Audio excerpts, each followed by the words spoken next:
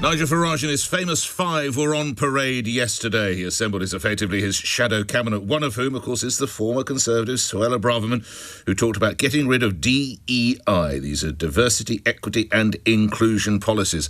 At the Reform UK press conference yesterday, my colleague LBC's political editor, Natasha Clark, who's in the studio with me now. Natasha, good morning. What did you learn yesterday? Good morning. Well, I got an absolute earful from Nigel Farage. That's what I learned yesterday, which is, always good to robustly hold politicians to account. Means you got under his skin, I Exactly, suggest. which we trust is a good thing. But yes, some big jobs yesterday for some very big personalities. The Reform Party used a glitzy US-style rally yesterday to reveal what they call their shadow cabinet. Nigel Farage started by explaining he wanted his party to be about more than just him. Too often, the criticism over the last 20 months has been that we're a one-man band, to which I generally respond by saying, well, it's better than being a no-man band.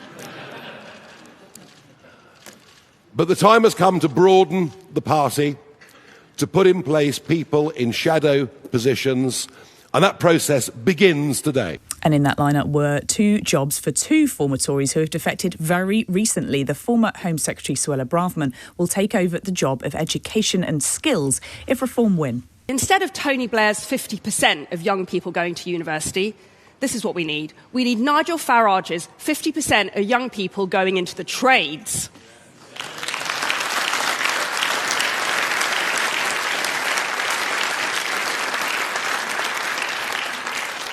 That's what will produce the next generation of carpenters, electricians and technicians that our country is crying out for, all to work in a thriving manufacturing sector. Now, these are not lesser callings. These are noble professions. And these will be the people who rebuild Britain. And she made some very big promises for what Reform would do on day one. We will get rid of the Equalities Department.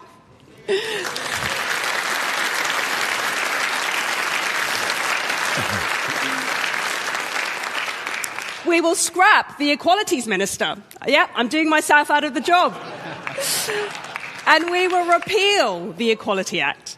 Because we are going to work to build a country defined by meritocracy, not tokenism. Now, Nick, you'll know, of course, the Equality Act protects people against discrimination on the grounds of issues including age, disability, race, religion, belief. Braverman says that Reform want to rip this up completely. She says Britain is being ripped apart by diversity, equality and inclusion policies. That has got some major pushback already. Reform have been accused of chasing the votes of misogynists and homophobes, and charities say this would be a significant step backwards. Meanwhile, another top job for another former Tory. Robert Jenrick got the much sought-after role of Shadow Chancellor, despite being in the party for just a few weeks. Everyone in the country feels hard up right now. People are working all hours, and then they get to the weekend, and they've got nothing left. So I asked Nigel Farage if he was happy enough with Robert Jenrick's business experience. I have worked in the private sector. In fact, I only worked in the private sector before coming into Parliament. I worked in the city as a lawyer. I worked in business, helping to run a great British business. And I've served in government and around the cabinet table, including in the Treasury. So look, I'm proud of what I've done. I believe I bring experience to this team. This is where I got a little quiz. Do you know what Robert Jenrick did at Christie's? Do you know... Christie's is an auctioneer house. Exactly, and that was what Robert Jenrick did before he went on to serve as a politician. Meanwhile, the policy spokesperson Yusuf will now take on the Home Affairs brief, including that very extreme deportations and immigration policy. Britain has been overwhelmed by immigration, both legal and illegal. And Richard Tice, as Energy, Business and Trade, he is now calling himself the Deputy Prime Minister in waiting. Oil and gas, offshore, onshore. And having the courage to get rid of the madness of what we've politely coined net stupid zero.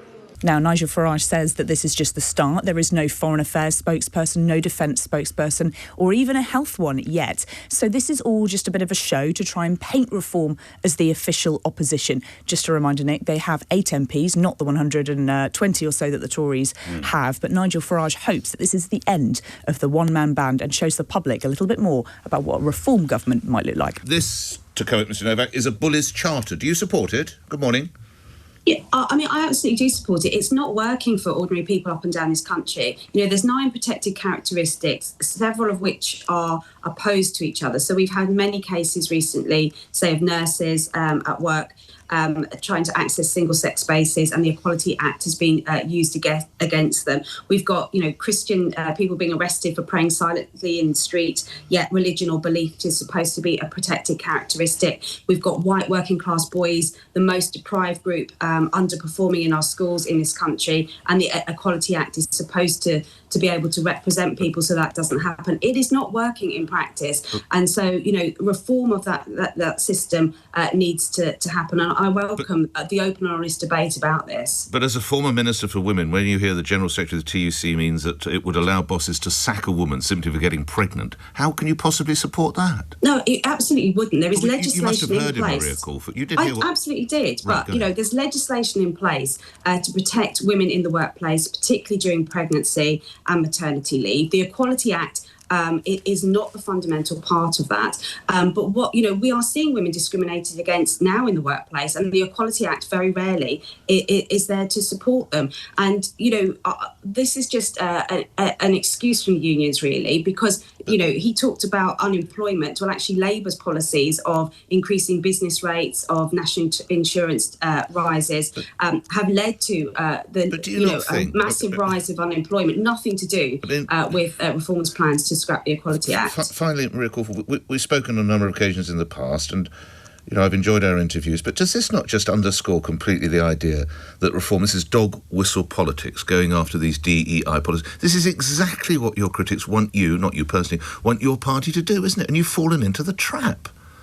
No, I don't think it is. I think if you speak to the ordinary man and woman in the street, if you talk to self-employed business people, they are completely wrapped up in red tape and bureaucracy. And the Equality Act is part of that. And I think if you spoke to ordinary people, do they feel the Equality Act stands up for them when they most need it? It absolutely doesn't. Right. This is about, not scrapping rights. It's about reforming the system that isn't working for ordinary people up and down this country. Well, we're about to find out, because I'm going to speak with those ordinary people, and we'll see how we do. Maria Caulfield, thank you.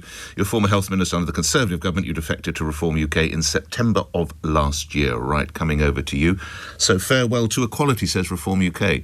I don't know if that's their wisest move, but what say you? That's far more important. We'll take your calls.